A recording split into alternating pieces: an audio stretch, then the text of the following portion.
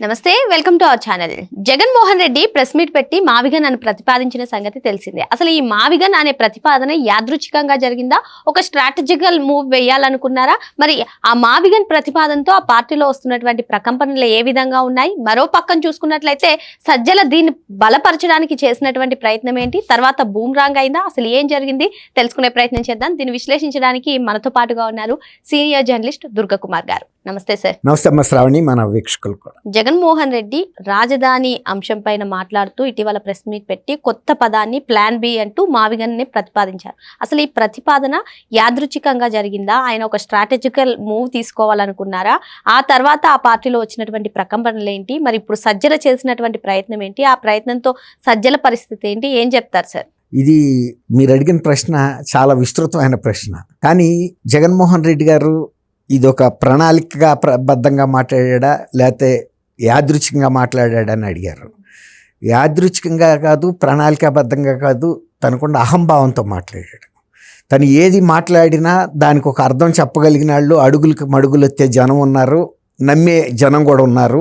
కాబట్టి తను పెద్దగా ఆలోచించాల్సిన అవసరం లేదు. ఆంధ్రప్రదేశ్ ప్రజల గురించి ఆలోచించి మాట్లాడే అవసరమే లేదు. ఎటువంటి మాట మాట్లాడైనా మనం సమర్థించుకోగలం. అమరావతి రాజధానిని లోపల విభేదిస్తూనే, వ్యతిరేకిస్తూనే అమరావతి మీద తీపి కబుర్లు చెప్తా కాలక్షేపం చేస్తూ వచ్చాము. దాంతో అందరినీ వంచన చేస్తున్నాము. ఇంతవరకు మనని రెడీ హ్యాండెడ్గా ఎవరు పట్టుకోలేకపోయారు. మనం ఏం చెబుతున్నామో మొన్న కూడా సజ్జల రామకృష్ణారెడ్డి మళ్ళీ లేటెస్ట్గా అమరావతి గురించి మాట్లాడాడు. ఆయన ఏం మాట్లాడాడో ఎవరికి అర్థం కాల.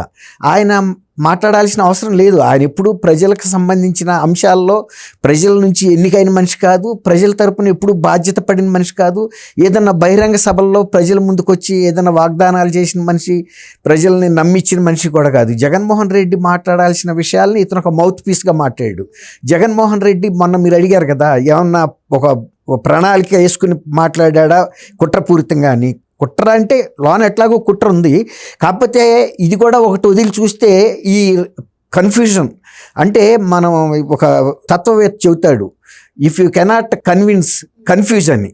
మనం అవతల వ్యక్తిని కనుక కన్విన్స్ చేయలేకపోతే కన్ఫ్యూజన్ అన్న చేయమని. ఆ సిద్ధాంతాన్ని జగన్మోహన్ రెడ్డి గట్టిగా నమ్మాడు. ఇంతవరకు ఈ రాజకీయాల్లో అలాంటి ఈ కన్ఫ్యూజన్ ద్వారా నేను నెట్టుకొస్తున్నాడు. ఆయన దొంగలు ఆముదం పూసుకుని వెళ్తారంటారు దొంగతనాలకి, ఎందుకంటే పట్టుకున్న వాళ్ళు చెక్కరు, జారిపోయి వెళ్ళిపోతారు. అట్లాగే ఈయన రాజకీయ ప్రత్యర్థుల్ని కన్ఫ్యూజ్ చేస్తూ ఆయన ఇది పబ్బం గడుపుకుని బయటికి వెళ్ళిపోతున్నాడు.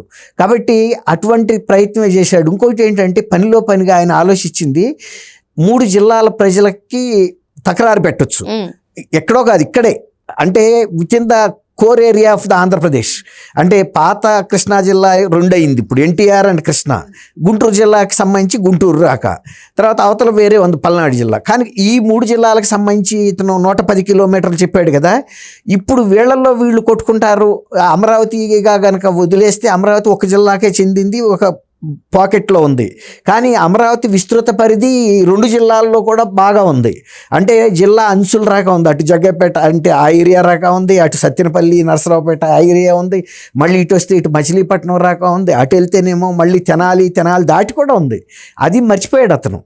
మర్చిపోయి ఇది ఒక ప్రపోజల్ అటు వదిలాడు గాలికి, అంతే. ఒక ఫెయిలర్. అంటే ఈ ఫెయిలర్లు వదలటం ద్వారా ప్రజల దృష్టిని, తర్వాత ప్రత్యర్థుల దృష్టిని మళ్ళిస్తూ అసలు రాజకీయ అంశాలని లేకపోతే కీలక అంశాలను, ఇప్పుడు ఆయన కుటుంబంలోనే చాలా తకరారు వచ్చింది ఆస్తుల విషయంలో. రెండోది, పార్టీకి తను ఏ విధమైనటువంటి దిశానిర్దేశం చేయలేకపోతున్నాడు. తర్వాత పార్టీ అసెంబ్లీకి వెళ్ళపోవటం వలన 10 మంది ఎమ్మెల్యేల్లోనూ అసంతృప్తి పెరిగింది.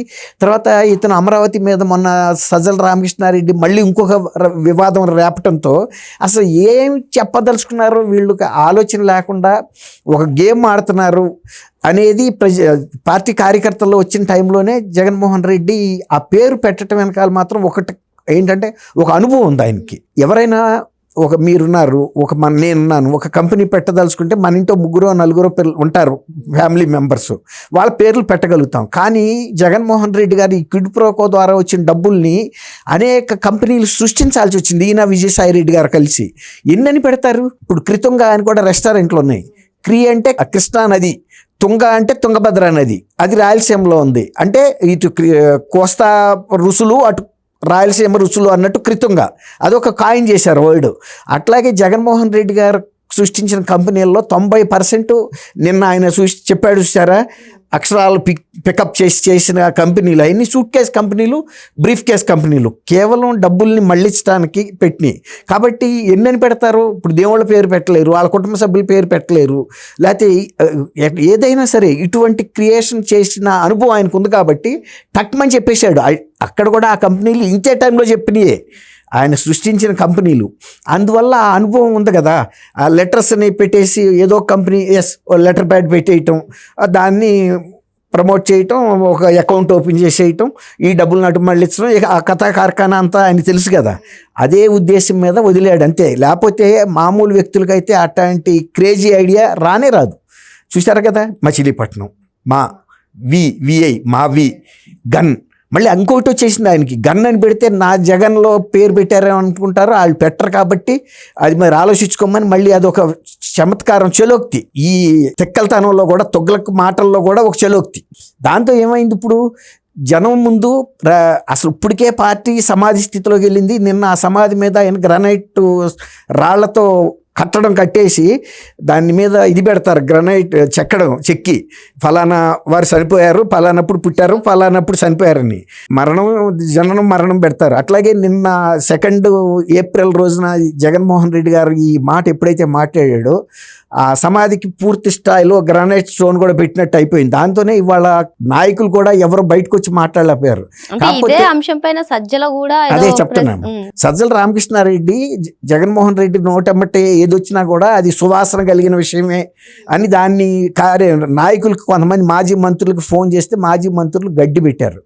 ఏంటి మీరు ఏం మాట్లాడుతున్నారు, అదేమన్నా మావి గన్ అని మాట్లాడిన తర్వాత పెద్ద ట్రోలింగ్ అవుతుంది.